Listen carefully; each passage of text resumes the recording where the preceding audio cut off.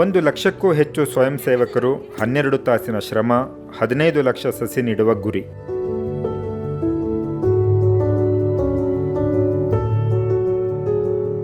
ಬೆಂಗಳೂರು ನಗರ ಪುನಶ್ಚೇತನ ಮಿಷನ್ 2026-30 ಅಂಗವಾಗಿ ನಾಡಪ್ರಭು ಕೆಂಪೇಗೌಡರ ದಿನಾಚರಣೆ ಪ್ರಯುಕ್ತ ಈ ಕಾರ್ಯಕ್ರಮವನ್ನು ಹಮ್ಮಿಕೊಳ್ಳಲಾಗಿತ್ತು.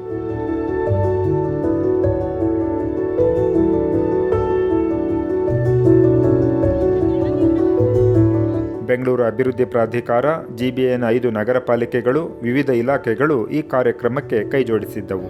ಮುಖ್ಯಮಂತ್ರಿ DK ಶಿವಕುಮಾರ್ ನೇತೃತ್ವದಲ್ಲಿ ಶನಿವಾರ ಈ ಕಾರ್ಯಕ್ರಮಕ್ಕೆ ಚಾಲನೆ ನೀಡಲಾಯಿತು.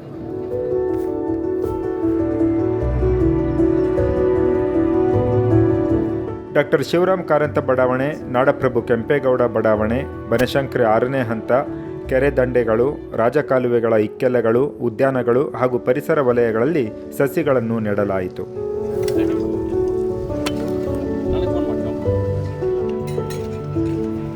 ಐದು ಪಾಲಿಕೆಗಳ ಪೈಕಿ ಬೆಂಗಳೂರು ಪೂರ್ವ ನಗರ ಪಾಲಿಕೆ ವ್ಯಾಪ್ತಿಯಲ್ಲಿ ಮಾತ್ರ ಈ ಕಾರ್ಯ ನಡೆಯಲಿಲ್ಲ.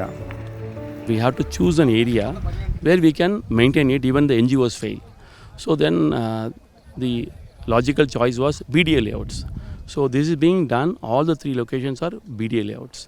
Unfortunately, BDA doesn't have any layout in the eastern part of the city. So that's how it was left out. ಈ ಕಾರ್ಯಕ್ರಮವನ್ನು ಬೆಂಗಳೂರಿನ ಇತರೆ ಭಾಗಕ್ಕೂ ವಿಸ್ತರಿಸುವುದರ ಜೊತೆಗೆ ಹಸಿರು ಕರ್ನಾಟಕ, ಹಸಿರು ಬೆಂಗಳೂರು ಕಾರ್ಯಕ್ರಮವನ್ನು ಅನುಷ್ಠಾನಕ್ಕೆ ತರುವುದಾಗಿ ಮುಖ್ಯಮಂತ್ರಿ DK ಶಿವಕುಮಾರ್ ಹೇಳಿದರು.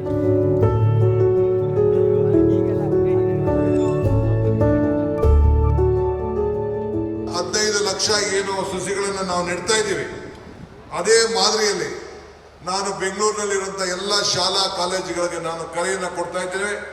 ಒಂದೊಂದು ಏರಿಯಾಗಳನ್ನು ತಾವು ಅಳವಡಿಸ್ಕೊಳ್ಳಿ, ಅಡಾಪ್ಷನ್ ಮಾಡ್ಕೊಳ್ಳಿ. ನೀವು ಯಾರ್ಯಾರು ಉತ್ತಮವಾಗಿ ಪ್ರತಿಯೊಂದು ಮಕ್ಕಳು ಅವರ ಹೆಸರಿನಲ್ಲಿ ಯಾರು ಒಂದು ಗಿಡ ನೆಡೆಸುವಂಥ ಕಾರ್ಯಕ್ರಮವನ್ನು ನೀವು ರೂಪಿಸ್ತೀರಿ. ಸರ್ಕಾರದ ವತಿಯಿಂದ, ಬೆಂಗಳೂರು GBA ವತಿಯಿಂದ ಇವತ್ತು ಪ್ರತಿಯೊಂದು ಶಾಲೆಗೂ ಕೂಡ ಯಾರು ಇದರ ಜವಾಬ್ದಾರಿಯನ್ನು ತೆಗೆದುಕೊಂಡಿದೆ, ನಿಮ್ಮಲ್ಲಿ ಕಾಂಪಿಟೇಷನ್ನ ನಿರ್ಮಾಣವನ್ನು ಮಾಡಿ ನಿಮಗೂ ಕೂಡ ಪ್ರೈಸನ್ನು ಕೊಡಲಿಕ್ಕೆ ಈ ಒಂದು ಹೊಸ ಕಾರ್ಯಕ್ರಮವನ್ನು ಹಸಿರು ಕರ್ನಾಟಕ, ಹಸಿರು ಬೆಂಗಳೂರಾಗಿ ನಿರ್ಮಾಣವನ್ನು ಮಾಡಲಿಕ್ಕೆ ಒಂದು ವಿಶೇಷವಾದಂಥ ಕಾರ್ಯಕ್ರಮವನ್ನು ಸರ್ಕಾರ ರೂಪಿಸ್ತದೆ. ಕಾರ್ಯಕ್ರಮದ ನಿಮಿತ್ತ ಸ್ವಯಂ ಸೇವಕರು ಉತ್ಸಾಹದಿಂದ ಸಸಿ ನೆಡುವ ಕಾರ್ಯಕ್ರಮದಲ್ಲಿ ಭಾಗಿಯಾದರು. Bangalore is a very green city. So I want to be part of contributing to making Bangalore even more green. I also remember reading the Guinness Book of World Record as a kid, the really fat books. So that was super exciting. And this is an opportunity to be part of that. So I think that was one of the major things. ಎತ್ತರದ ಕಟ್ಟಡಗಳು ಮತ್ತು concrete ಪ್ರದೇಶಗಳು ಶಾಖವನ್ನು ಹಿಡಿದಿಟ್ಟುಕೊಳ್ಳುತ್ತಿರುವುದರಿಂದ ನಗರದಲ್ಲಿ ಉಷ್ಣಾಂಶ ಹೆಚ್ಚುತ್ತಿದೆ. ಹೀಗೆ ಹೆಚ್ಚುತ್ತಿರುವ ಉಷ್ಣಾಂಶವನ್ನು ತಗ್ಗಿಸುವುದು ಈ ಅಭಿಯಾನದ ಪ್ರಮುಖ ಉದ್ದೇಶ.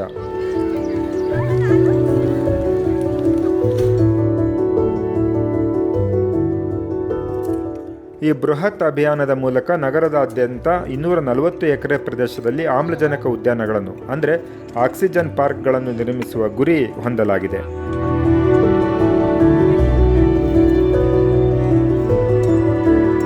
ಬೆಂಗಳೂರು ಅಭಿವೃದ್ಧಿ ಪ್ರಾಧಿಕಾರದ ಅರಣ್ಯ ವಿಭಾಗವು ಕರ್ನಾಟಕ ಅರಣ್ಯ ಇಲಾಖೆಯ ತಜ್ಞರ ಸಲಹೆಯೊಂದಿಗೆ 340ಕ್ಕೂ ಹೆಚ್ಚು ಸ್ಥಳೀಯ, ಅಪರೂಪದ ಹಾಗೂ ಔಷಧೀಯ ಮಹತ್ವ ಹೊಂದಿರುವ ಸಸ್ಯ ಪ್ರಭೇದಗಳನ್ನು ಈ ಅಭಿಯಾನಕ್ಕಾಗಿ ಆಯ್ಕೆ ಮಾಡಿದೆ. ಹೀಗೆ ನೆಡುವ ಸಸ್ಯಗಳ ನಿರ್ವಹಣೆಗಾಗಿ ಪ್ರತಿ ಸಸಿಗೂ ಜಿಯೋ ಟ್ಯಾಗ್ ಮಾಡುವ ಪ್ರಕ್ರಿಯೆಯು ಚಾಲ್ತಿಯಲ್ಲಿದೆ. ಪೀಪಲ್ಸ್ ಪ್ಲಾನೆಟ್ ಅಂತ NGO ಇದೆ, ಅವರು ಮುಂದೆ ಬಂದಿದ್ದಾರೆ. ಅವ್ರ ಹತ್ರ ಒಂದು GIS ಬೇಸ್ಡ್ ಸಾಫ್ಟ್ವೇರ್ ಇದೆ, ಪ್ಲಾಂಟೇಷನ್ಸ್ನ ಮತ್ತು ಗಿಡಗಳನ್ನ ಮಾನಿಟರ್ ಮಾಡೋದಕ್ಕೆ.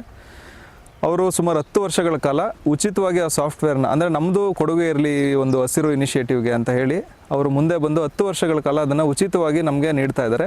ಅದ್ರ ಮುಖಾಂತರ ನಾವು ಏನು 15 ಲಕ್ಷ ಗಿಡಗಳನ್ನ ನೆಡ್ತೀವಿ, ಆ ಜಾಗಗಳೆಲ್ಲನೂ ಈಗಾಗಲೇ ತಮಗೆ ಗೊತ್ತಿರೋ ಹಾಗೆ ಮ್ಯಾಪಿಂಗ್ ಮಾಡಾಗಿದೆ ಡ್ರೋನ್ ಸರ್ವೆ ಮುಖಾಂತರ. ಅದೆಲ್ಲ ಶೇಪ್ ಫೈಲ್ಸ್ನ ಅದಕ್ಕೆ ಅಪ್ಲೋಡ್ ಮಾಡಿ ಸಿಸ್ಟಮೆಟಿಕಲಿ, ಅಂದರೆ ನೆಟ್ಟಾದ ಮೇಲೂ ಕೂಡ ಎವ್ರಿ 3 ಮಂತ್ಸ್ ನಾವು ಅದನ್ನು ಅಂದರೆ ಜಿಯೋ ಫೆನ್ಸ್ ಆಗಿರೋದನ್ನು ಮಾನಿಟರ್ ಮಾಡ್ಬೋದಾಗಿರುತ್ತೆ. ಈ ಯೋಜನೆಯಲ್ಲಿ ಪಾಲುದಾರರಾಗಿರುವ NGOಗಳು ಮುಂದಿನ 3 ವರ್ಷ ಈ ಸಸಿಗಳ ನಿರ್ವಹಣೆಯ ಹೊಣೆ ಹೊರುತ್ತವೆ.